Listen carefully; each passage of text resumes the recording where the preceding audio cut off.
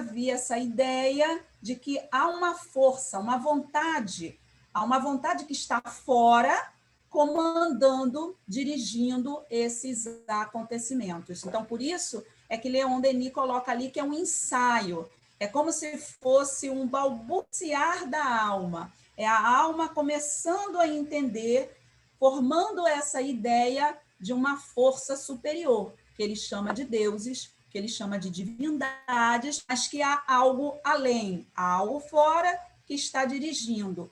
Isso, todos aqueles fenômenos, isso traz para ele uma espécie de explicação para o momento, para o seu estado mental, que era o que ele poderia compreender e aceitar. Era o que ele poderia lidar naquele estágio de amadurecimento intelectual que ele tinha, praticamente nenhum. Então, ele atribui ao sobrenatural, né? Forças externas que estão atuando e comandando aqueles fenômenos.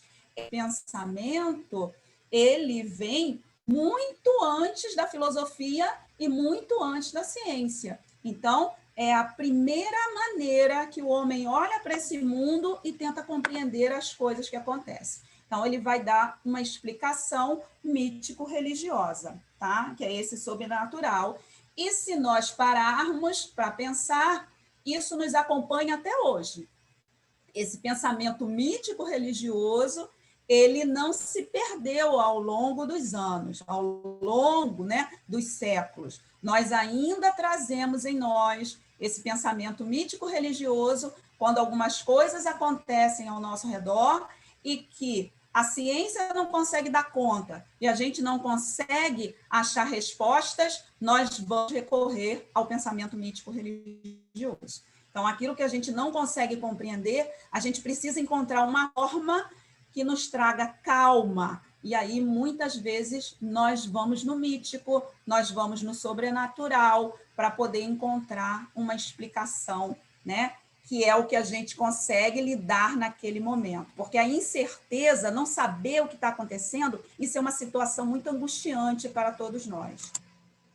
Dentro desse pensamento mítico-religioso, o homem vai galgando degraus, né? E ele vai passando a dominar esse mundo, ele vai se tornando mais senhor de si e vai levando essa condução, essa maneira de compreender o mundo, ainda dentro de uma visão mítica religiosa, mas nós vamos chegar na questão do paganismo. O que é esse paganismo, né? É uma concepção mais elevada, né? Só que antropomórfica. Nele, os deuses homens têm todas as suas paixões, todas as suas fraquezas, mas agora a noção do ideal se aperfeiçoa com a do bem. Um raio de beleza eterna vem fecundar as civilizações no berço. Então, nós vamos evoluindo essa concepção do sobrenatural, né, de algo que está fora de nós, comandando, mas o pensamento agora, ele já começa a ter uma noção de ideal, porque nós começamos a criar deuses com formas. A forma deles é uma forma humana, né? Porque é o que nós temos como referência, mas já existe aquela questão do ideal. Então, nós temos o Deus da beleza. Os deuses, geralmente, eles retratam algum aspecto da perfeição. A força, a perfeição da beleza, a perfeição da inteligência, só que ainda misturado com as questões humanas. Então, a gente vai trazer essa questão antropomórfica. O que é essa questão antropomórfica? Tem muitas semelhanças com as nossas paixões. Então, as suas fraquezas também, eles têm ódio, eles amam, eles sentem inveja. Todos esses sentimentos humanos são atribuídos aos deuses, mas nós já caminhamos um pouquinho mais porque a gente começa a ter essa ideia de ideal, mesmo vinculado ainda às questões humanas, mesmo vinculado às nossas imperfeições. A gente consegue perceber que há um ideal e que há uma realidade, e esse ideal muito distante dessa realidade vivenciada. Então, por mais que a gente ainda esteja falando em seres, por mais que a gente ainda esteja falando em divindades, nós já conseguimos dar um passo a mais, por causa dessa questão de ideal de perfeição que começa a tomar conta do pensamento humano. Mas ainda continuamos atribuindo, tentando compreender esse mundo pela questão mítica. Tudo é explicado por essa questão mítica, né? A gente tem, por exemplo, um mito que é a Caixa de Pandora, né? A Caixa de Pandora o mito é uma narrativa, né? Uma narrativa que é criada pelo homem. Então, a gente tem lá a Caixa de Pandora, né? Pandora recebe de Zeus uma caixa de presente e Zeus diz a ela, né, dá uma caixa de presente de casamento e diz que ela não pode abrir. Ela tem que ficar com aquela caixa, mas ela não pode abrir aquela caixa. É lógico que a curiosidade de Pandora vai ser maior e um dia ela vai abrir a caixa. E quando ela abre a caixa, ela liberta todo o mal, todo o sofrimento do mundo. Então, a Caixa de Pandora é um mito para explicar a origem que atinge a humanidade. Então, quando Pandora abre aquela caixa, ela liberta a dor, ela liberta a fome, ela liberta a miséria, ela liberta a doença, ela liberta as guerras. Todo sofrimento é libertado e aí nós passamos a sofrer, né? Tudo isso, o mundo passa a viver a guerra, a dor, a miséria, a doença, porque Pandora desobedeceu a Zeus, né? Ela não manteve a caixa fechada, foi tomada pela curiosidade e aí, ao abrir a caixa, ela libera todo o mal que existe no mundo. Então, é um mito, é uma narrativa que vem trazer uma explicação para a gente do mal, da origem do mal no mundo, né? A gente vai encontrar isso em outras culturas. Na Bíblia, nós vamos encontrar Adão e Eva, né? O que Adão e Eva fizeram? A gente percebe as semelhanças, né? Adão e Eva viviam no paraíso, mas tinha lá algo, a árvore do fruto proibido. E aí nós temos Eva, né? Nós temos no mito Pandora, a mulher causadora do mal. Nós temos na Bíblia Eva, a responsável, que vai tentar Adão e eles vão comer do fruto proibido e com isso nós estamos aqui hoje pagando pelo pecado original. Então, cada cultura ela vai trazer a sua narrativa, a sua história para poder explicar aquilo que naquela época não tinham outras ferramentas, o homem ainda não estava amadurecido intelectualmente, espiritualmente, moralmente para poder compreender. Então ele cria narrativas, tá? Então é isso que a gente vê, esse pensamento mítico religioso que vai prevalecer por um bom tempo, explicando, fazendo com que o homem pudesse compreender esse mundo e dessa forma se sentir um pouco mais seguro. Então a gente vai caminhando passo a passo, né? É uma trajetória lenta, não é uma mudança que acontece da noite para o dia. Com a vinda do Cristo, né?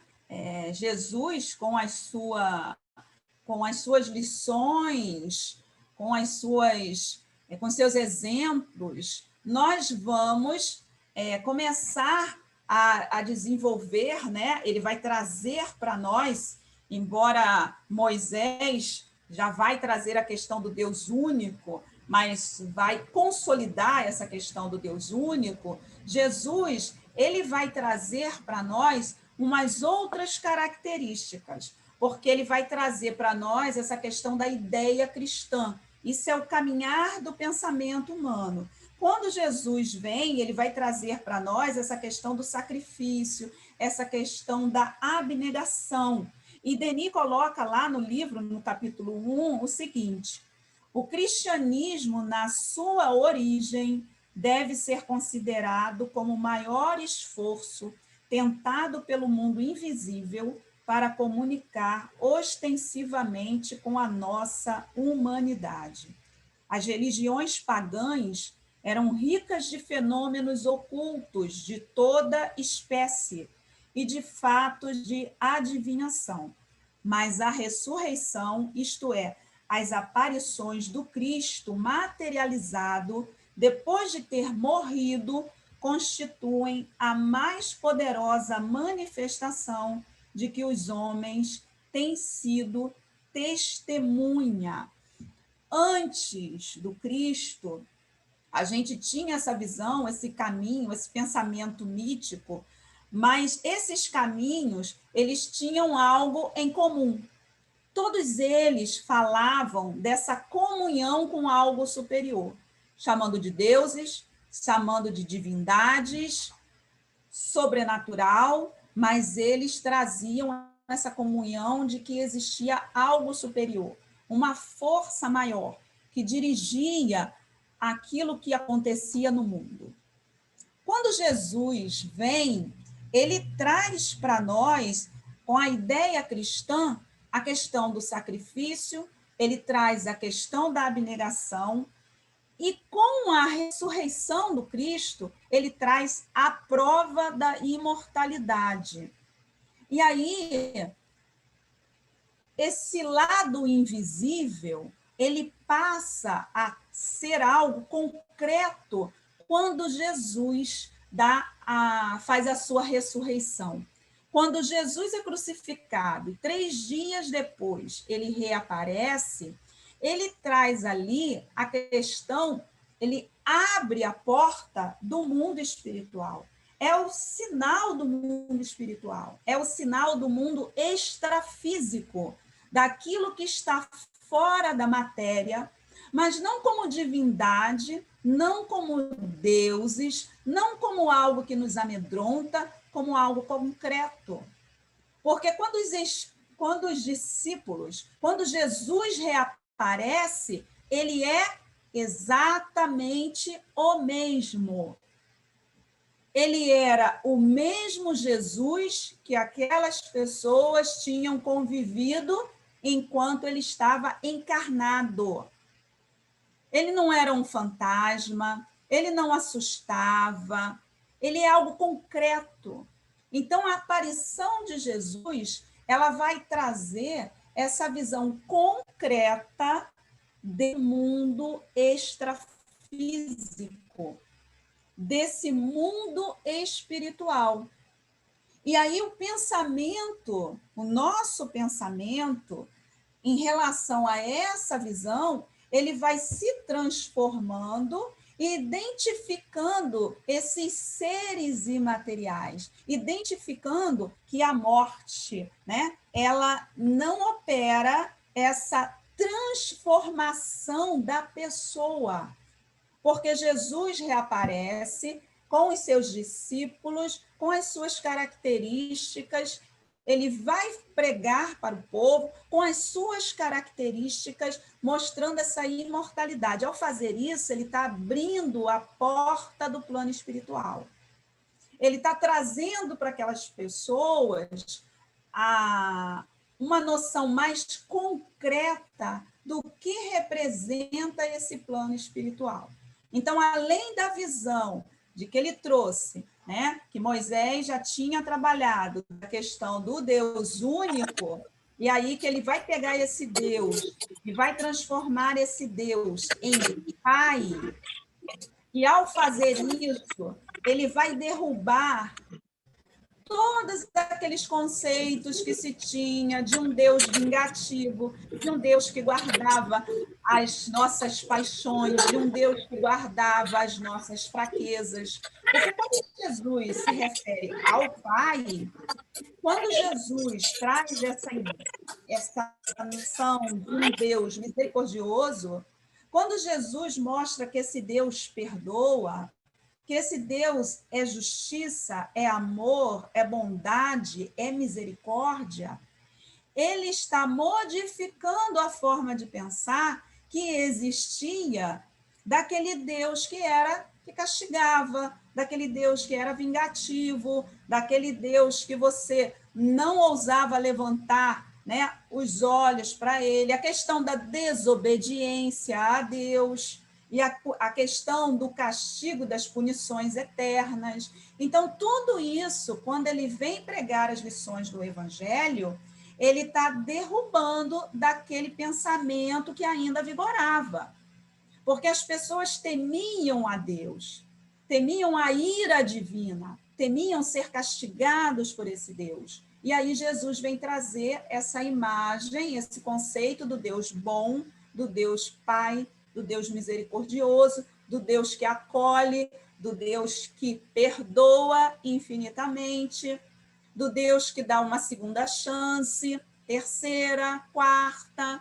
Então, ele vem trazer essa mensagem e isso vai culminar quando ele faz a sua aparição depois da crucificação, que ali ele abre as portas do mundo espiritual, mostrando que a morte não é o fim e mostrando que nós guardamos aquilo que somos, que a gente continua no plano espiritual aquilo que nós somos. Então, todas aquelas imagens que se tinha, todas aquelas coisas que eram pensadas e que não tinham muito algo, não era muito concreto, não era muito certo. Quando Jesus reaparece, ele dá esse significado, né? Então nós vamos evoluindo, os nossos conceitos, eles vão se transformando. Mas Denis fala para nós aqui do cristianismo na sua origem. Por que ele fala desse cristianismo na sua origem? Porque ele está falando enquanto o Cristo esteve aqui, ele está falando da mensagem pura do Cristo, ensinada por ele, que foi dada continuidade pelos seus discípulos após a crucificação. É aquele cristianismo pregado por Paulo, né, que a gente tem conhecimento em Paulo e Estevão, é aquele cristianismo, uma mensagem pura do Cristo. Por quê?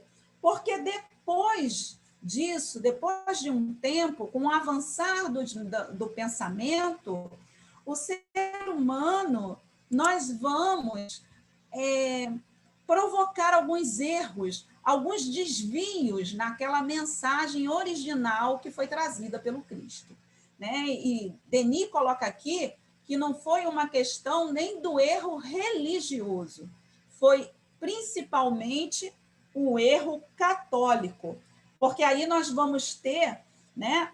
O Cristo não tinha religião, o Cristo pregava o amor, ele não tinha religião, ele não falava de nenhuma religião, ele falava do amor e falava da caridade, falava do reino de Deus.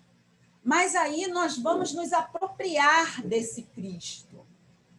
E nós vamos ter uma instituição extremamente poderosa, que vai ser a instituição Igreja Católica. E aí nós vamos ver esse cristianismo, a gente vai ver aquelas lições do Cristo sendo desviadas daquele conceito original de amor, de fraternidade, de caridade. Então, Denis traz para nós que nessa evolução do pensamento, nessa maneira da gente compreender o mundo, a gente vai cair no erro. E aí a religião, ela vai entrar e ele coloca para nós a questão de que o erro religioso, e principalmente o erro católico, ele não pertence à ordem estética, que não engana, mas é de ordem lógica. Consiste em encerrar a religião em dogmas estreitos, em moldes rígidos, quando o movimento é a própria lei da vida. O catolicismo imobilizou o pensamento em vez de provocar-lhe o voo. O que nós vamos observar com a questão da instituição, né, da igreja. Esse Cristo vai ser apropriado, esses conhecimentos, eles serão apropriados dentro do catolicismo, e aí será a imposição de uma fé cega. E aí ele questiona, né, ele faz uma crítica ali, porque ele diz que o movimento é próprio da lei da vida. Nada fica inerte. Nós estamos em constante transformação, nós estamos em constante movimento. E aí, o que a instituição igreja, com todo o seu poder, quando se associa e fica mais forte ainda, porque ela vai se associar àqueles que mandavam na época, quando a igreja se associa aos reis, ela começa a ditar aquilo que pode ser feito, aquilo que não pode ser feito, e é aqui que ela imobiliza o pensamento e que ela, ao invés de fazer com que as pessoas pudessem expressar a sua opinião, ela faz com que as pessoas se calem. E a gente vai viver um momento que é um momento, cada história, cada parte da história, ela tem a sua conta a ajustar, né? E nós vamos ter, nesse período do poderio da religião, principalmente do catolicismo, nós vamos ver, né, a questão da Inquisição, em que muitas pessoas foram para as fogueiras, muitas pessoas foram levadas à morte por expressar as suas ideias, por expressar os seus pensamentos, principalmente quando esses pensamentos e essas ideias ameaçavam a questão da igreja, ameaçavam essa instituição. Então, a gente vai ter uma mancha nesse período, que é o período da Idade Média, que nós vamos ver a questão da Inquisição, a gente vai ver a questão das cruzadas, né? Nós tivemos as cruzadas, as guerras santas, as guerras em nome de Deus, que tinham como um dos objetivos a conquista da terra sagrada, né? Da terra santa, mas havia muitos outros interesses também por trás daquelas cruzadas.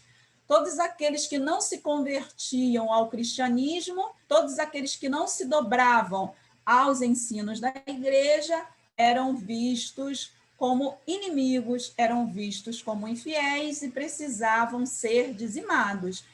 Mas havia ali muitas questões políticas, a questão das conquistas de terra, né? Existia ali a questão de uma população que precisava ser reduzida na época dos senhores feudais, que eram mantidas, que eram enviadas para as guerras para que elas pudessem morrer, né? Era uma forma de diminuir a população. Então, nós temos ali todos alguns outros interesses que não eram apenas a questão religiosa. Nós tínhamos interesses políticos, nós tínhamos os interesses pessoais, nós tínhamos os interesses econômicos ali.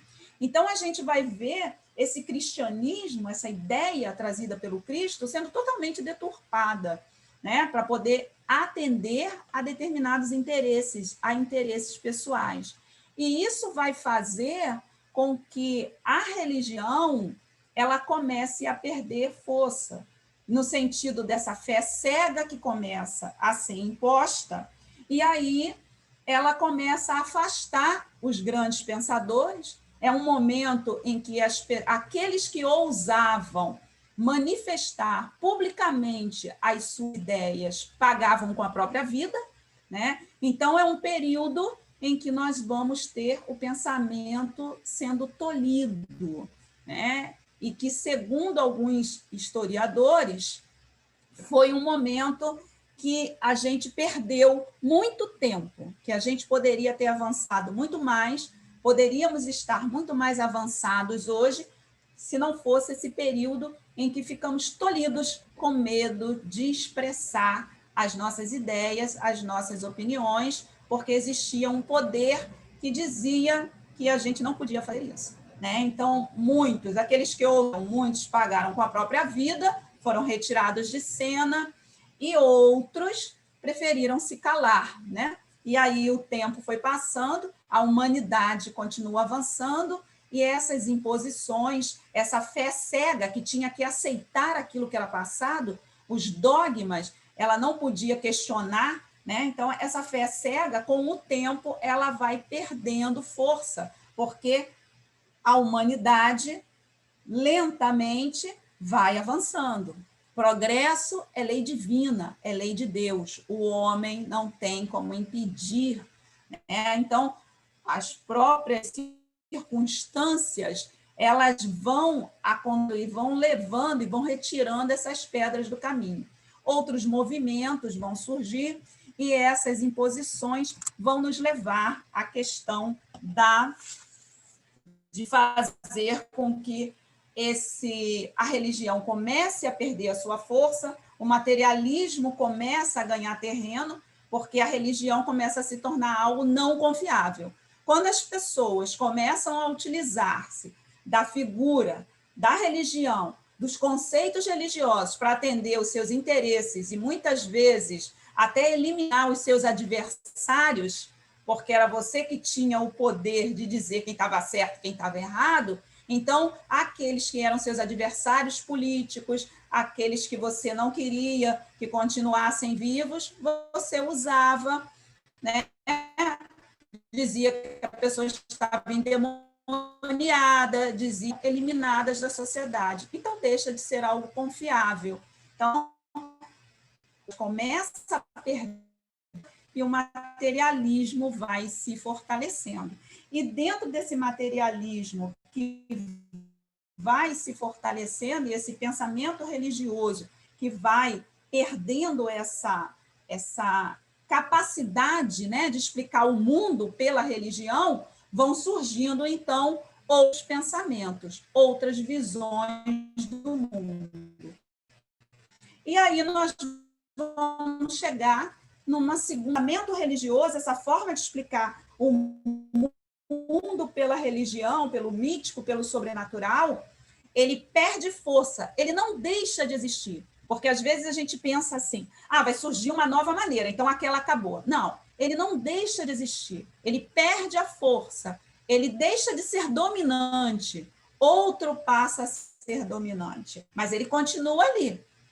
O pensamento religioso, ele continua por ali, só perde a força, né? E aí nós vamos chegar num outro tipo, numa outra forma da gente conhecer o mundo, que vai ser a filosofia, né? Então, a filosofia, ela vai vir como uma maneira de entender o mundo. O homem vai fazer essa transição desse pensamento mítico-religioso para o pensamento filosófico, que já vai entrar num campo mais racional, não mais a questão da explicação pelo sobrenatural. E como é que vai se dar essa transição do mito para o pensamento mais racional, para o pensamento mais filosófico? Essa transição do mito, ela vai se dar por uma questão de um choque cultural.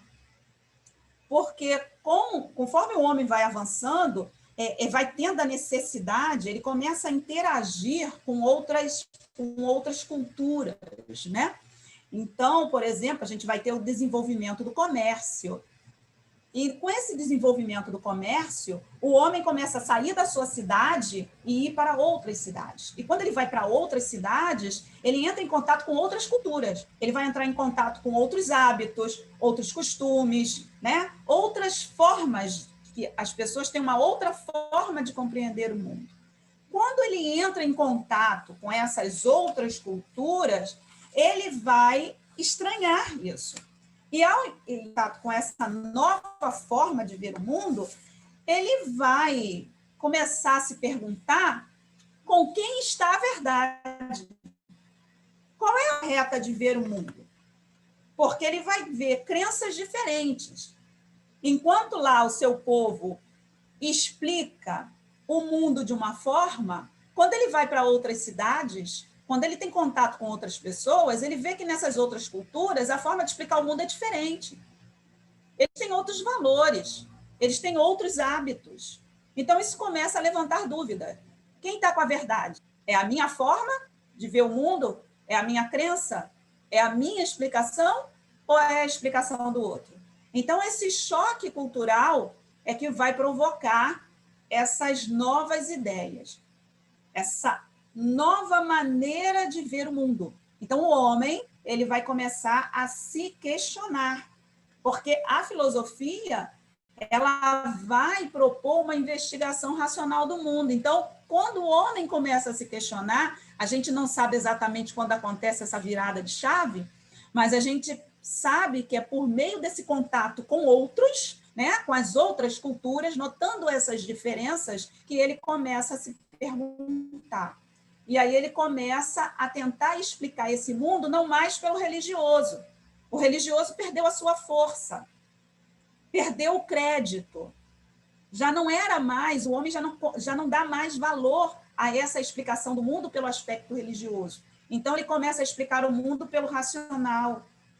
E ele começa a olhar para essa natureza, né? Ele começa a olhar para esses fenômenos que estão acontecendo e começa a buscar explicação para esses fenômenos neles mesmos, e não fora deles. Ele começa a olhar para a natureza e buscar a explicação para aquilo que ele estava observando, para aquilo que ele estava vendo, aquilo que ele conseguia perceber, ele começa a buscar explicação ali mesmo.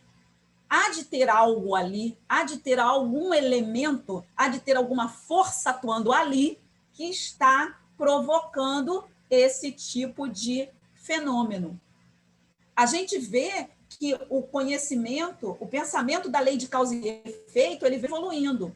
Lá no pensamento mítico, também tinha uma relação de causa e efeito. Só que é uma explicação muito fantasiosa.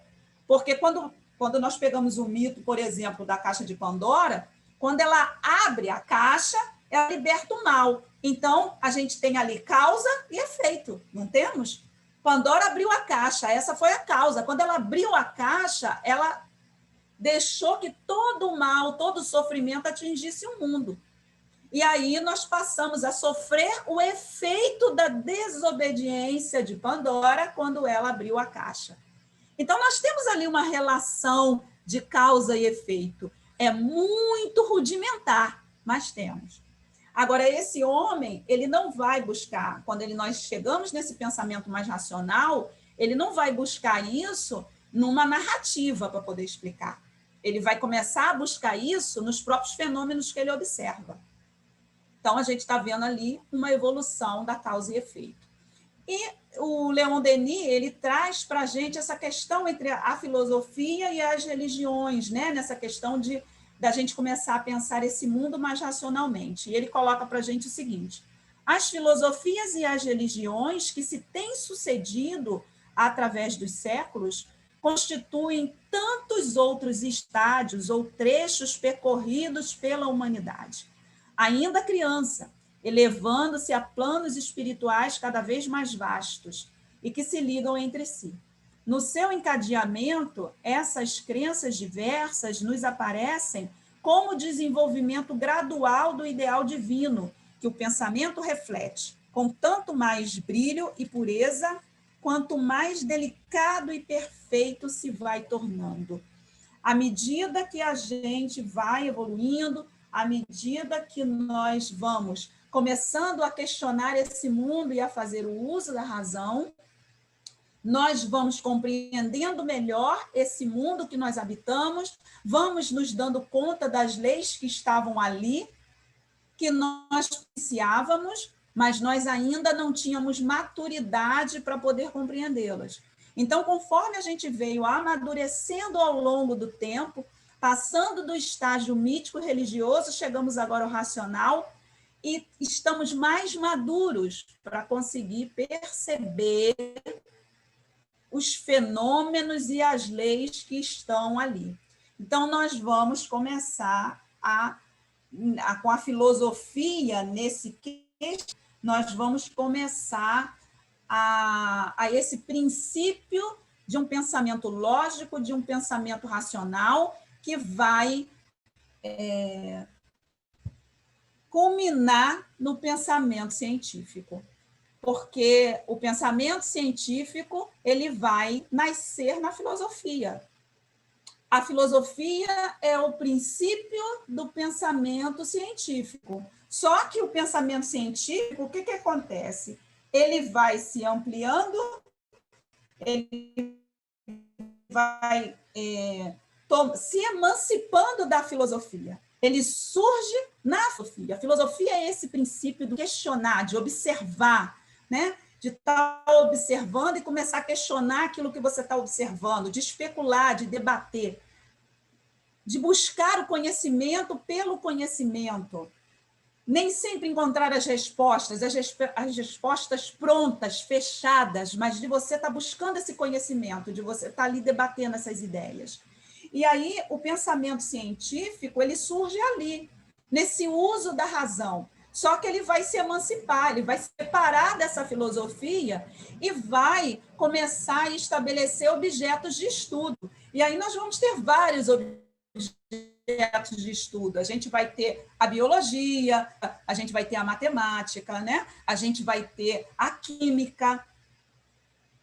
Esse campo vai se separar, se emancipar e vai começar a buscar um pensamento mais específico. E nós vamos ter aí, nesse pensamento científico, as diferentes ciências surgindo, cada uma com seu campo de observação, cada uma se aprofundando naquilo que é o seu objeto de estudo. Leon Denis coloca para a gente que todos os dias, com auxílio dos poderosos instrumentos de observação e análise, a ciência descobre novos aspectos da matéria, da força e da vida. Mas o que esses instrumentos verificam, já há muito tempo o espírito discernira, porque o voo do pensamento precede sempre e excede os meios de ação da ciência positiva. Os instrumentos nada seriam sem a inteligência, a vontade que os dirige, né? Conforme a gente vai questionando, conforme a gente vai evoluindo, conforme a gente vai se emancipando, nós vamos entrando nessa terceira fase. Quando o homem começa a questionar a realidade e a buscar nos próprios fenômenos as razões, não mais buscar fora dele, não achar que o que está dirigindo aquilo é algo que está fora, mas sim algo que está ali e que ele não está conseguindo perceber, ele começa a desenvolver instrumentos para ele poder ter a capacidade de compreender o que está acontecendo ao seu redor. Então, é a vontade do homem que começa a dirigir, né, e que começa a criar os instrumentos que ele vai precisar para que ele possa compreender que leis estão ali. Ele não acredita mais num poder fora dele. Ele acredita em algo que está ali, existe algum elemento primordial, algum elemento, e ele começa a pesquisar isso, ele precisa criar instrumentos. E todos os dias, a ciência, ela vem criando instrumentos. Instrumentos para que ela possa cada vez mais estar desvendando, né? Como uma grande cebola que a gente vai tirando as camadas. Então, ela vai tirando essas camadas e descobrindo e fazendo várias realizações. Esses instrumentos permitem isso, mas esses instrumentos, eles vêm gradativamente, porque a ciência, o pensamento humano, ele vai se desenvolvendo gradativamente. Então, os aparelhos que chegam, a maneira como a ciência vai perceber as coisas, vai estar sempre adequada com o tempo que nós estamos vivendo, né? Cristiane? Oi? Sim, só temos mais 10 minutos para a exposição, tá? Depois a gente vai abrir para perguntas. Sem problema, já estou terminando. Obrigada. Tá bom, nada. Então, o que vai acontecer aqui? Então, assim, a gente tem que entender, porque muitas vezes a gente tem que olhar para a ciência e pensar que o cientista, ele é um homem da sua época. Então, ele está olhando o mundo e a realidade está ao seu redor. E ele vai desenvolver os instrumentos que ele necessita para dar conta daqueles fenômenos que estão acontecendo ali. Então, é por isso que a gente usou, né, que você vai descascando, que você vai tirando essas camadas. em cada época da história, nós estaremos prontos para ir tirando uma camada dessa. Porque a gente precisa estar maduro para esse conhecimento chegar. Quando a gente pensa, por exemplo, nos homens, né? A gente usa aquela expressão, aqueles homens, aquelas pessoas que estavam à frente de seu tempo. Quando a gente pensa lá na teoria das espécies, a origem das espécies, quando Darwin faz a obra, né, o seu livro da origem das espécies, ele leva anos com aquele livro guardado. Anos se passam até que ele traz à tona aquele livro, até que ele publica, porque ele sabia que aquele seu estudo, aquela sua pesquisa, aquela sua forma de entender a evolução humana, corpos mesmo, né? A gente está falando da aparência física, da origem, ele sabia que não estava pronta a obra e deixou engavetada. Anos depois, ele vai trazer. E quando ele traz a obra A Origem das Espécies, é sacudida na sociedade. Aquilo causa uma verdadeira revolução. Pessoas, a maioria contra, né, aquilo que ele trazia. Então, a gente tem homens à frente do seu tempo, que vão lançar sementes que serão discutidas muito tempo depois, porque nem todas as pessoas estarão prontas para poder lidar com aquela informação que está chegando. Não tem amadurecimento intelectual, não tem amadurecimento espiritual suficiente para poder dar conta daquelas informações. Então, eles lançam sementes que o tempo se encarregará de fazer com que essas sementes venham a germinar. E até hoje, a teoria de Darwin é discutida, né? A origem das espécies ainda é muito discutida, mesmo no nosso tempo atualmente. Então, ele vem trazer isso para nós. A ciência ela vai ampliando o conhecimento, ela vai criando aparelhos, ela vai criando instrumentos para poder dar conta dos seus questionamentos, né? Mas lembrando que dentro da sua época, né? E ele traz lá para nós ainda o seguinte: a ciência não é mais que o conjunto das concepções de um século, que a ciência do século seguinte ultrapassa e submerge. Tudo nela é ilusório e incompleto, né? Quando a ciência, quando o pensamento religioso perde a sua força e o pensamento científico passa a ser o dominante, o pensamento que começa a reinar na sociedade é o seguinte: só vale o pensamento científico. O científico é o único válido e passa a desprezar todos os outros. A ciência ganha um status de ser infalível.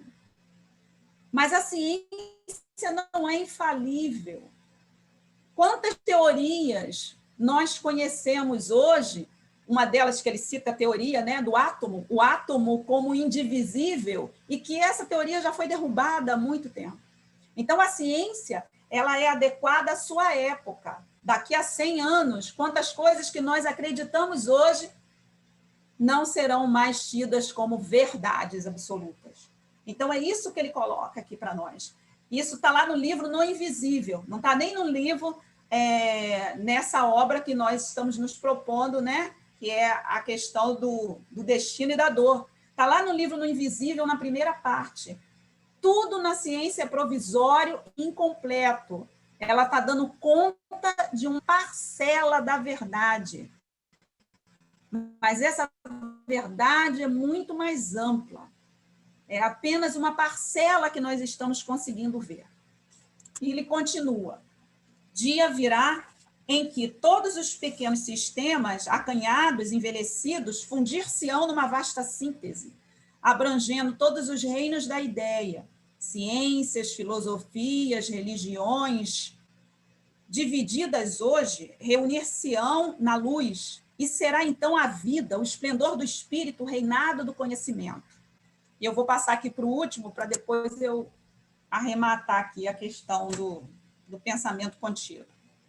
Nesse acordo magnífico, as fornecerão a precisão e o método na ordem dos fatos, as filosofias, o rigor das suas deduções lógicas, a poesia, a irradiação das suas luzes, e a magia das suas cores. A religião, juntar-lhes-á as qualidades do sentimento e a noção da estética elevada. Alisar-se-á a beleza na força e na unidade do pensamento. Né? O que o Leon Denis traz para nós aqui é a seguinte questão. Hoje estão todos brigando, cada um tem a sua parcela de verdade e acha que a sua parcela de verdade corresponde ao todo. E não é, é só uma parte da verdade. E aí a gente tem ciência para um lado, religião para outro, filosofia para outro, a poesia, a arte. Todas são formas de conhecimento, são formas de entender o mundo. Cada uma delas tem o seu objeto. O problema é a briga pela verdade. Cada um acha que está com a verdade absoluta e não quer ouvir o outro, quando, na verdade, são parcelas. Cada um tem uma parte da verdade e não a verdade absoluta. Então, quando se perder essa questão de ter a supremacia, de ter a questão de ser o detentor da verdade absoluta, e se começar a olhar para os outros pontos de vista e começar a ver os outros ângulos, aí sim nós estaremos realmente nesse período que ele chama aqui, né, que ele coloca aqui para nós, que vai ser o reinado do conhecimento, em que esses sistemas começarem a se fundir e não a ficarem brigando uns com os outros, defendendo o seu ponto de vista e a sua verdade, sim está aberto para poder ouvir o outro, o ponto de vista do outro e ver o que isso acrescenta na minha visão do mundo. E aí a gente lembra do capítulo 1, né, finalizando lá do Evangelho, em que ele fala da união da ciência e da religião, em que ele coloca no capítulo 1 que a ciência e a religião são as duas alavancas da inteligência humana. Então, enquanto uma tem os instrumentos para ver o campo material, a outra tem os instrumentos para a questão espiritual. Então, cada uma dessas áreas de saber tem uma parcela da verdade. O que acontece é que hoje elas ficam brigando por defender o seu ponto de vista como o único que deve ser aceito, o único real. E aí a gente perde na questão do conhecimento, né? Ao invés de unir essas informações, fica a briga, cada um defendendo o seu ponto de vista, e a gente perde na questão do nosso avanço. Bom, era o que eu pretendia trazer em relação a uma síntese do que está lá exposto no capítulo, né, no capítulo 1. Ele tem muitos outros pontos, é um capítulo muito rico, mas é para a gente poder entender essa trilha do pensamento, como é que o nosso pensamento veio evoluindo do pensamento mítico, religioso, do sobrenatural, até chegarmos hoje ao pensamento científico. Finalizei, espero que eu tenha feito dentro do tempo.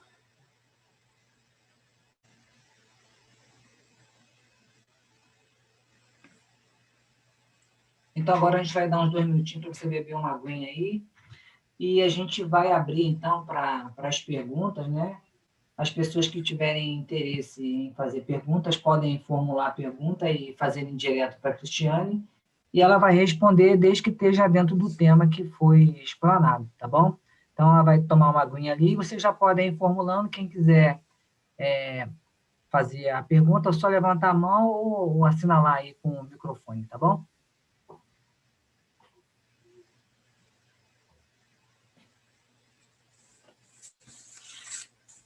Vai fazer, Lili?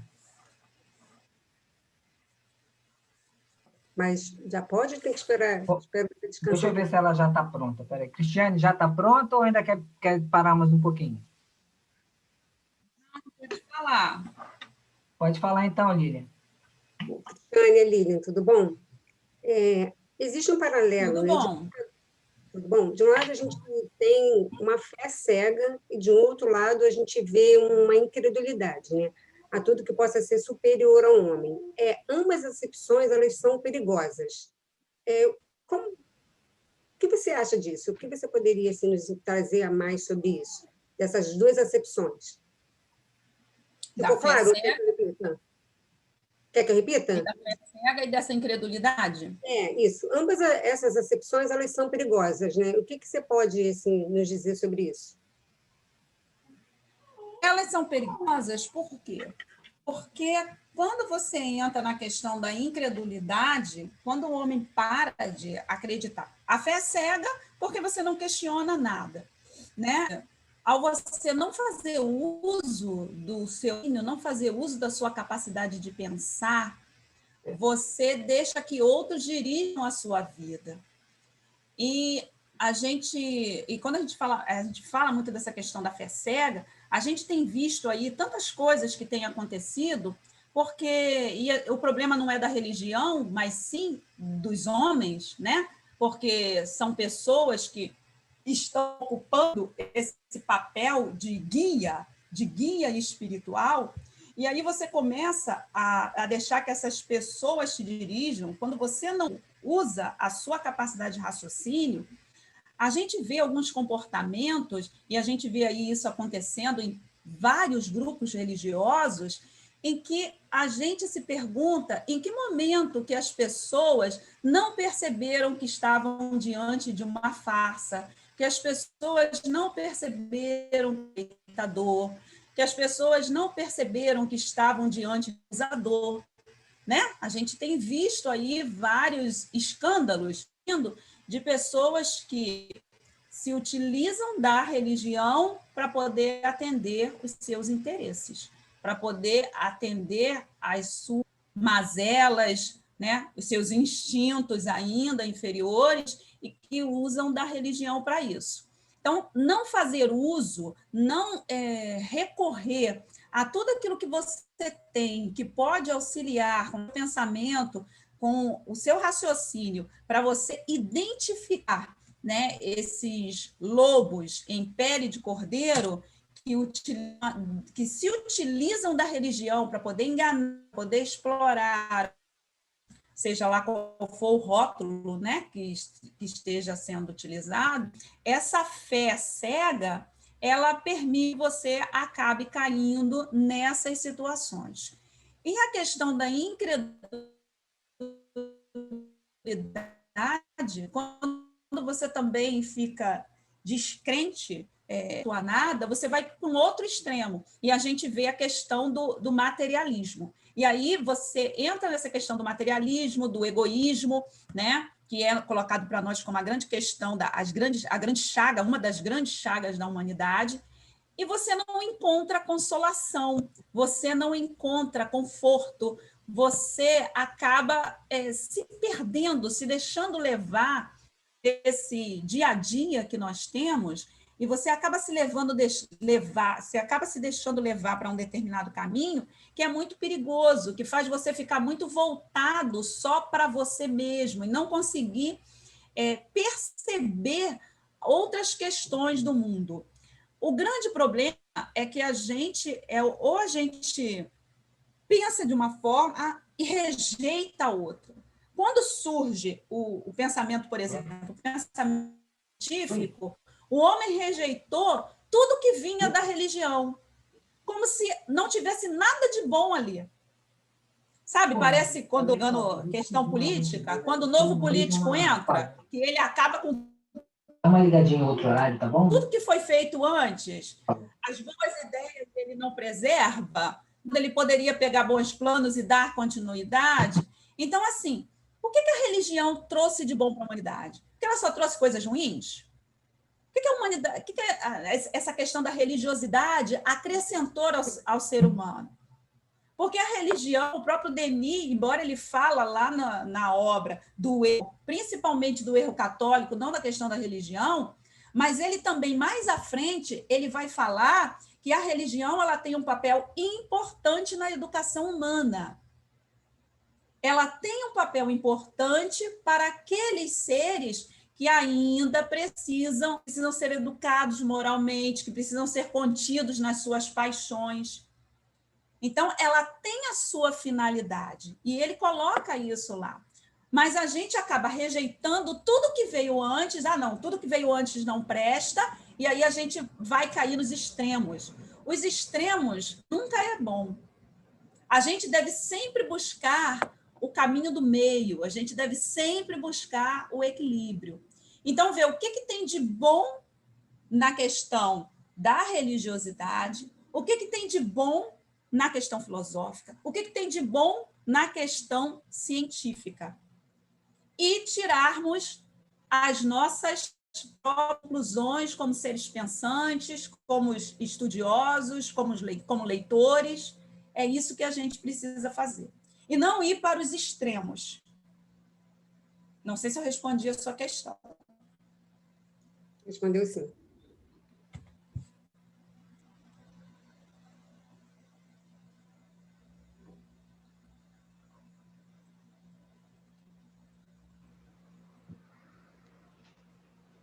Então, vou fazer a próxima pergunta. Vamos lá. Eu também.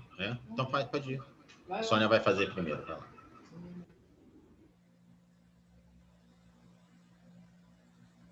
Cristiane? Oi, Sônia. Tudo bem? Tudo. Então, estava aqui pensando, né, dentro dessa questão da evolução do pensamento religioso, e quando coloca, né, quando tem a ascensão do catolicismo, né, eu fiquei aqui pensando, né, seria o materialismo ou uma consequência, ou ele ficou entre o espaço da ruptura, da evolução do pensamento religioso e a ascensão do pensamento científico? Seria o materialismo ocupando esse espaço, né? Entendeu? O materialismo ocupa o espaço, Entendi. o hiato que fica entre a ruptura do pensamento religioso, né? De acordo com a Igreja Católica, que ela começa a criar uma série de dogmas, e aí, com isso, há um avanço na questão do pensamento científico, né? E esse pensamento científico ele rompe completamente com a questão religiosa. Então fica, vamos, como se fosse um espaço, um hiato, evolução do pensamento religioso e o pensamento científico. O espaço que fica ali dentro, naquele meio, o materialismo cresce ali, ou ele é uma consequência dessa ruptura? O que vai acontecer? Quando a mensagem do Cristo ela começa a ser desviada, ela vai saindo, né, daquela sua origem, ela vai perdendo a sua parte dos abusos e dos desvios e dos exageros que vão ser cometidos por esse poderio que a Igreja Católica sempre teve, sempre foi uma instituição extremamente poderosa, principalmente quando ela se une, né, os sacerdotes consultados pelos reis, né? Então eles praticamente governavam juntos. E aí ela ganha esse poder de vida e de morte. Então, quando ela vai cometer muitos exageros, ela vai se perder. A gente está falando aqui da instituição, né? Dessa instituição católica. Então, ela começa a se perder. E nessa perda, a gente vai vendo, a gente separa aqui esse pensamento mítico, pensamento filosófico, pensamento científico, de uma forma didática para a gente poder falar. Só que o mundo não para. Então, o mundo estava ali um monte de coisa acontecendo. Então, por exemplo, quando a gente tem na Idade Média, principalmente, a gente tem esse poder da igreja e a gente tem esses abusos cometidos, como a gente citou, as cruzadas, as inquisições, a gente tem todo esse exagero que é cometido. Historicamente, a gente vai ter também outros movimentos, né? Então, depois desse movimento aí, desse período medieval, a gente vai ter a questão, por exemplo, do Renascimento. E aí, quando a gente tem essa questão do Renascimento, que vão ser esses pensadores que vão achar que tudo aquilo que tinha sido conquistado em tanto tempo, nesse período em que o pensamento humano ele ficou estagnado, digamos assim, ele ficou imobilizado porque as pessoas não podiam se expressar, é como se a gente tivesse tido um retrocesso. Então, essas pessoas vão começar, com esse movimento do Renascimento, elas vão começar a trazer de volta, fazer um resgate, vão querer fazer um resgate de tudo aquilo que tinha sido produzido na antiguidade e que eles entendem que aquilo tudo estava se perdendo. Então, a gente vai ter um verdadeiro movimento cultural, a gente vai ter um movimento filosófico, a gente vai ter um movimento nas artes, a gente vai ter um movimento em vários campos do conhecimento, tentando resgatar isso tudo que se achava que tinha sido perdido. E isso tudo vai começar a estar vinculado a essa ideia de uma razão, a essa coisa mais racional, de começar a especular tudo. Não podia especular nada, né? Você não podia questionar nada, você tinha que aceitar tudo. Começa esse movimento do renascimento. Vamos resgatar aquilo que foi perdido, vamos começar a questionar, tudo tem que ser respondido. Aí a gente vai ver também essa questão, vai começar a ver um outro movimento que vai redundar no iluminismo, tudo aquilo que a gente aprende lá na história, né? Quando a gente está lá no banco escolar, aí a gente vai ver o movimento do iluminismo, que vai colocar o quê? Esse homem não quer mais, ele vai se afastar da igreja, ele não vai querer mais saber das crenças, ele vai começar a valorizar a autonomia, o direito de pensar, de ter suas próprias ideias, né? De ter o seu pensamento livre. E aí começa um movimento na sociedade. Esse movimento todo vai fazendo com que a igreja vá perdendo força, vai fazendo com que... Então, uma coisa, na verdade, ela vai começando a ganhar mais discernimento social. É igual o movimento que nós estamos vendo agora. Alguma coisa vem e provoca, serve assim como se fosse um estopim. Há quanto tempo a nossa sociedade convive com racismo? Há quanto tempo nós convivemos com isso sem que isso nos incomodasse tanto? Incomodava uns e a outros. Mas por que isso agora é um tema que está sendo falado em todos os lugares do mundo? Por que todo mundo está trazendo à tona as suas mazelas? Porque começa um movimento ali, um outro aqui, um outro país, num outro, alguma coisa acontece que explode e as pessoas vão para a rua, as pessoas começam a falar, e aí as pessoas começam a se expor mais. E isso a gente não sabe ao certo como começa, mas daqui a pouco está todo mundo envolvido nesse movimento. Então, a igreja começou a perder essa força, esses movimentos de uso da razão, o homem no centro, o homem é o importante, isso vai gerando um individualismo, porque você tira a crença do lugar e no lugar da crença você coloca o homem. Eu sou importante como ser pensante. O que eu penso, as minhas ideias valem. E você começa a ir para um lado do individualismo. Isso, e como nós somos seres imperfeitos, a gente fica ainda nesse... Isso é bom porque nos faz questionar, nos faz valorizar algumas coisas. Isso torna-se um problema quando a gente começa a valorizar demais e começa a não dar atenção a nada mais além daquilo. Os extremos começam a criar problemas. Então, na verdade, o catolicismo foi enfraquecendo porque outros movimentos sociais começaram a se formar. O exagero que o catolicismo, né, acabou desempenhando no papel da história, da mancha, né, que traz para a humanidade, desse período de tantas mortes, desse período da Inquisição, desse período das lutas sangrentas em nome de Deus, e isso é uma conta, né, que fica na história, que terá que ser ajustada, mas cada tempo tem as suas manchas, né? A gente tem aí a escravidão, tem a guerra, questão dos judeus, né, o Holocausto. Cada período da história tem as suas manchas, né, o seu ajuste de contas com a sociedade, dos abusos cometidos. Então, esse poderio, ele vai perdendo força, porque outros movimentos vão surgindo, tudo vai acontecendo ao mesmo tempo. A gente aqui estuda separadamente, fala disso separadamente, como se cada coisa tivesse acontecido. Uma coisa esperou a outra acabar. Não, essas coisas vão acontecendo tudo ao mesmo tempo. Vai acontecendo tudo ao mesmo tempo agora, né? É igual a gente, coronavírus, é problema político, é tudo acontecendo ao mesmo tempo. Então, a igreja vai perdendo a sua força, a razão vai se sobrepondo, e aí isso vai trazendo o homem para o centro, né? Tirando Deus do centro, tirando as crenças do centro, tudo girava em torno de Deus, tudo girava em torno das crenças, aí o homem passa a ser o protagonista da sua própria história. O homem começa a assumir, né, a direção da sua vida. Eu não vou ser mais governado por forças essas ou aquelas. Eu e o meu pensamento, eu vou dirigir a minha vida. Aí você entra numa questão do individualismo. Então, se não tiver o meio termo, se a gente levar tudo a ferro e fogo, a gente vai acabar caindo no outro extremo. Aí a gente vai acabar caindo no materialismo, na incredulidade, eu não aceito nada que venha do aspecto religioso. Então, a gente está sempre nesse movimento. A nossa sociedade, pelo estado evolutivo que somos, a gente está sempre nesse movimento, altos e baixos, altos e baixos.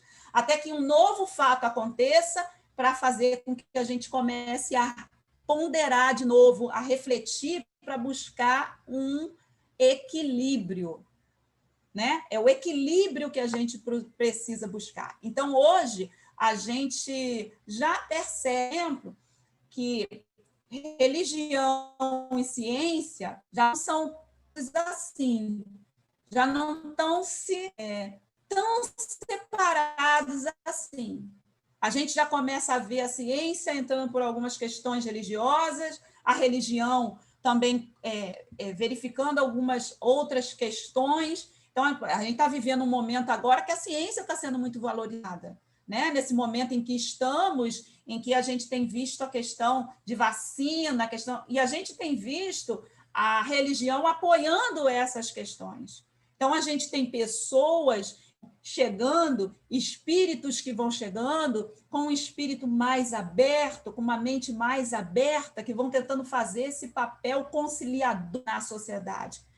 A gente tem uma própria instituição, a instituição católica ainda, né, mas que hoje tem por líder está muito mais aberta a determinadas questões do mundo, né? Que é uma pessoa muito mais flexível, muito mais maleável. Claro que ele está preso à instituição, e isso tem um peso. Ele representa uma instituição, mas a gente consegue perceber que essa pessoa tem um movimento, que ela tem uma mente mais aberta a aceitar, né, ao diálogo.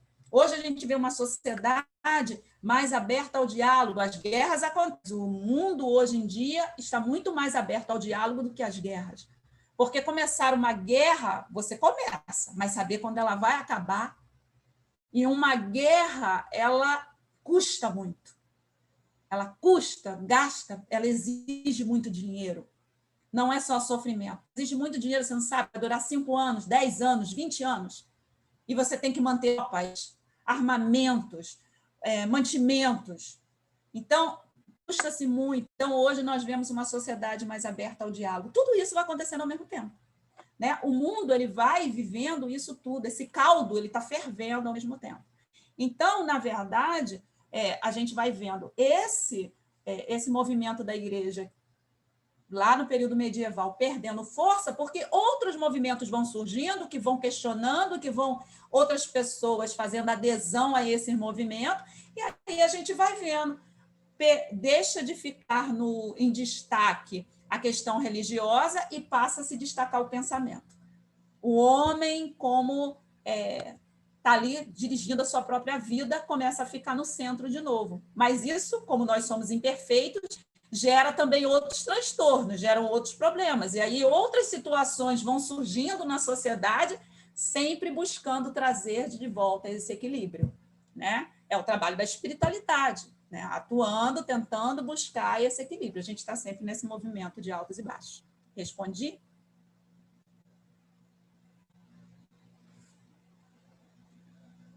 Então, a gente então agora vai passar novamente a palavra para o Alexandre, que ele quer fazer uma pergunta. Ativa o microfone, Alexandre. Cristiane, vamos lá. Quais os cuidados que nós espíritas devemos ter para que não venhamos imobilizar o pensamento em vez de provocar-lhe o voo, né? E aí o pensamento espírita. Então, qual o cuidado, né, que nós espíritas devemos ter para não reproduzir esse equívoco da Igreja Católica.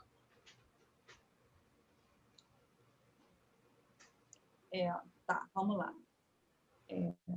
Eu acho que a gente precisa estar, assim, como espíritas, né? Uma coisa que a gente deve priorizar sempre, a gente deve lembrar lá da mensagem do Espírito de Verdade, né? E instruídos. O estudo sempre, porque à medida que a gente vai estudando, que a gente vai lendo, né? O que a gente está fazendo, essa troca de informações, a leitura, a gente não tem desculpa para não estudar, né? Porque hoje a gente tem aí a internet a nosso favor. Então, se a gente não tem preguiça de abrir um livro, de ler, você pode ouvir, tem os livros da série do André Luiz, você coloca na Rádio Rio de Janeiro, você tem um estilo. A gente não tem motivos para a gente não se instruir. A gente precisa se instruir, a gente precisa estudar, a gente precisa questionar, né? A gente precisa pensar esses ensinos que nos são trazidos, a gente precisa estar sempre se instruindo, a gente precisa estar sempre estudando para não estagnar o nosso pensamento. A gente precisa outro, né? O isolamento, às vezes, na nossa casa, a questão do movimento, né? A questão do movimento espírita, participar do movimento, porque o contato com o outro, porque o contato com o outro faz a gente crescer. É o contato com o outro que faz a gente questionar o nosso trabalho, o que a gente está fazendo, se a gente está caminhando de uma forma correta, que é essa troca. Está aberto a aprender com o outro, né? A gente ouvir o outro, e aquilo de bom a gente tira, aquilo que não servia, a gente deixa de lado.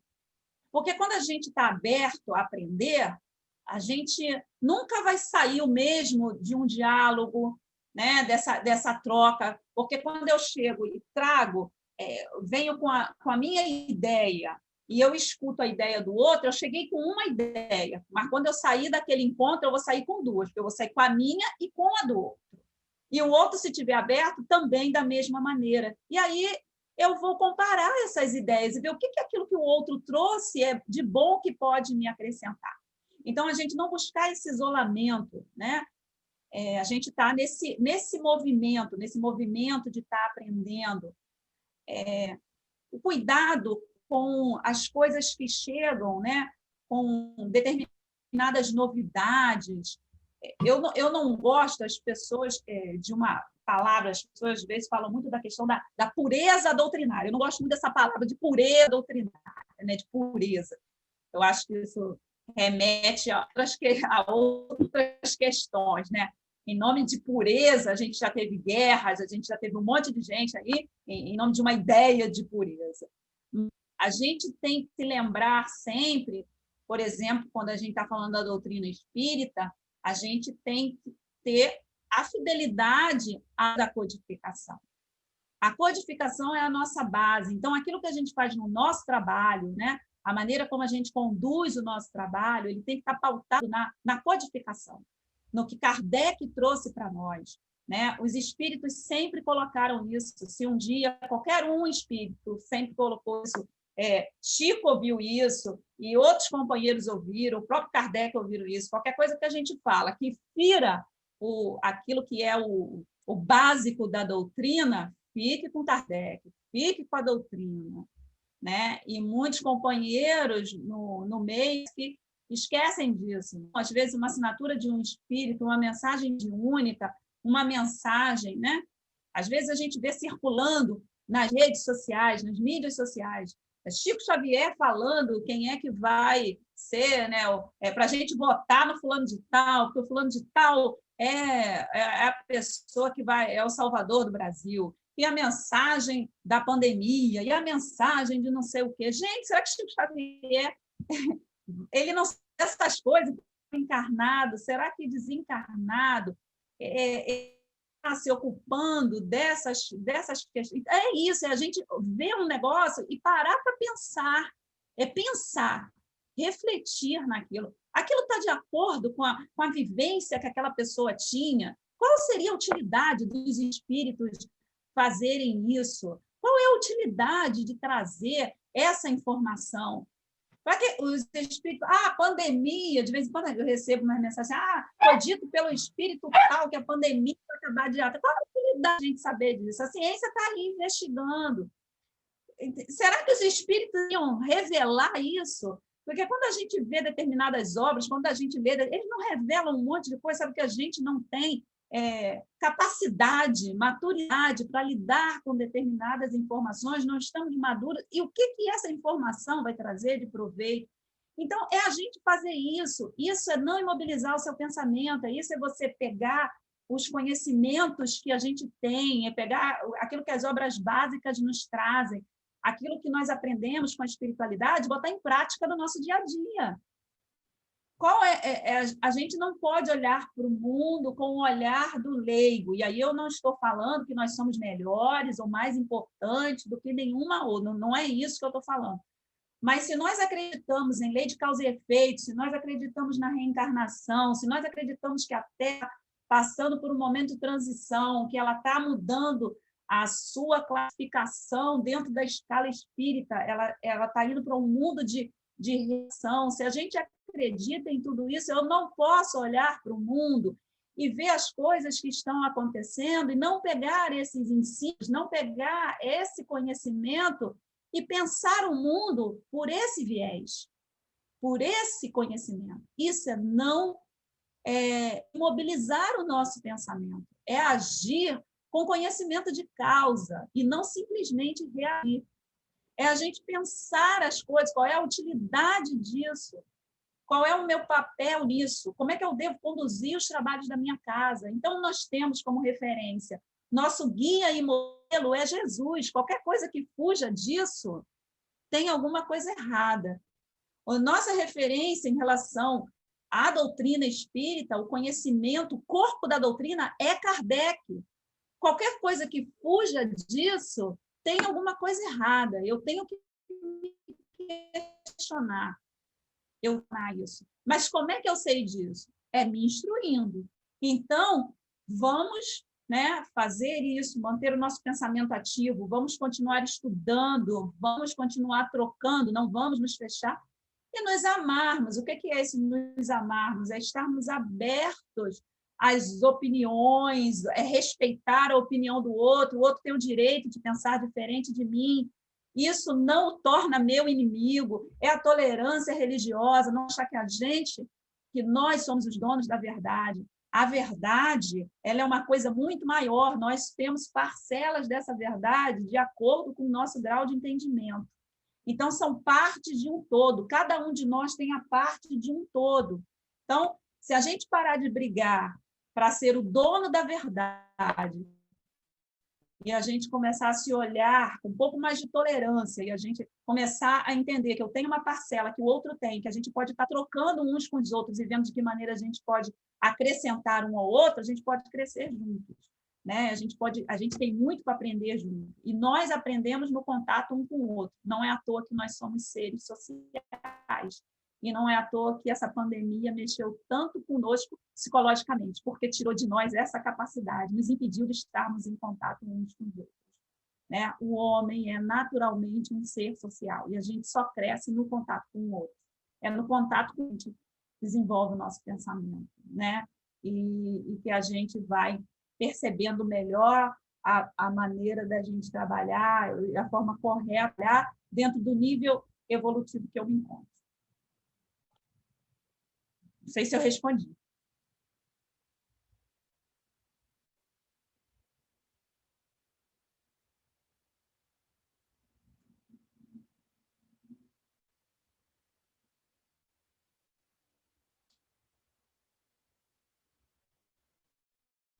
Uma questão?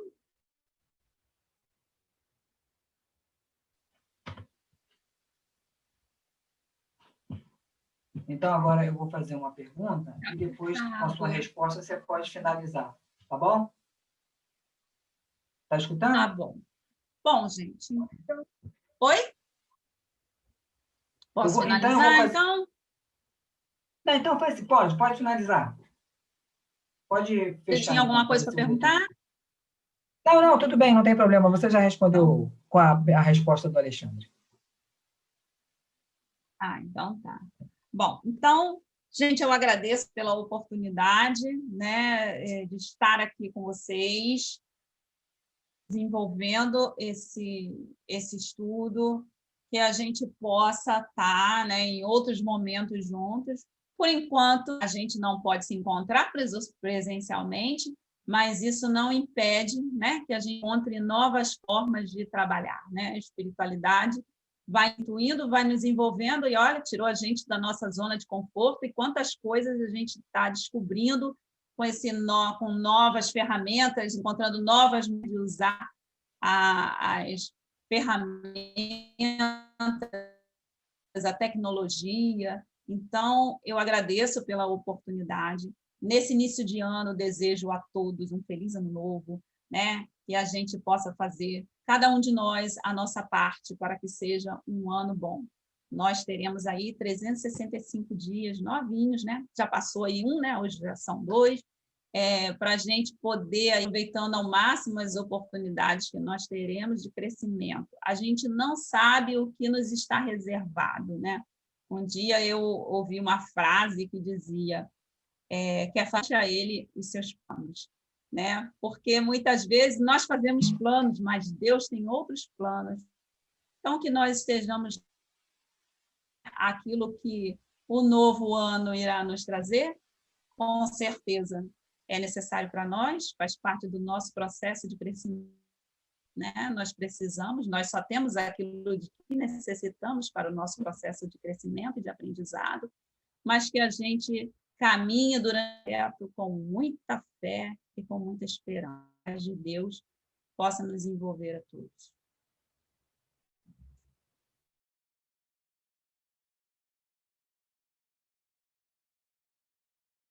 Bom, então a gente agradece aí a nossa companheira Cristiane pela palestra, pelo tempo, né? Pela disposição aí de nos auxiliar aí nesse estudo, que foi muito proveitoso. E vamos pedir então ao Alexandre para que ele faça a prece final para a gente encerrar a reunião. Só lembrando, gente, antes da nossa prece de encerramento, sábado que vem, Manuel Messias, o critério da doutrina dos espíritos, capítulo 2 do livro, né, O Problema do Ser e Destino da Dor. Esse livro, nós conseguimos, né, ter acesso baixando ele gratuitamente e podendo fazer a leitura com antecedência, fica mais fácil também para elaborar as perguntas. Então, sábado que vem, Manuel Messias, o critério da doutrina dos espíritos. Tá? Nós nos encontramos aí. E também às 16 horas, a nossa reunião, sábado que vem, já com o Livro dos Espíritos, a Leis Morais. Então, agora vamos fazer aquele recolhimento, vamos fazer aquela introspecção, embalados nesse conhecimento, nessa filosofia profunda, né, de Leon Denis, e agradecer a Deus, nosso Pai, Jesus, nosso Mestre, Bezerra de Menezes, patrono da nossa casa, e os guias espirituais da fraternidade, por mais esta oportunidade de instrução, de conhecimento, que é o destino de todas as religiões, é a razão. É o amor a Deus através da razão e da compreensão das leis do nosso Pai, seja por meio da ciência, da filosofia e também da religião. Que todos possam ficar nos seus lares em paz, que os companheiros que não puderam comparecer a este estudo na noite de hoje também permaneçam em paz, e também pedimos por todos os nossos irmãos que estão nas provas, nos hospitais, enfrentando a pandemia, a todos os médicos, enfermeiros, técnicos e auxiliares de enfermagem, todas as autoridades políticas e sanitárias, para que elas possam ser receptivas diante desse flagelo que vivenciamos nesse momento de transição. Que assim seja, graças a Deus. Então, isso aí, Cristiane. Muito obrigado. Um abraço. E até a próxima, né? Tchau, tchau, gente. Esse ano tem muito trabalho. Isso aí. Robson, Rosana, Del Vivo, Laureano, Márcia, Lília. Gente, A Sônia está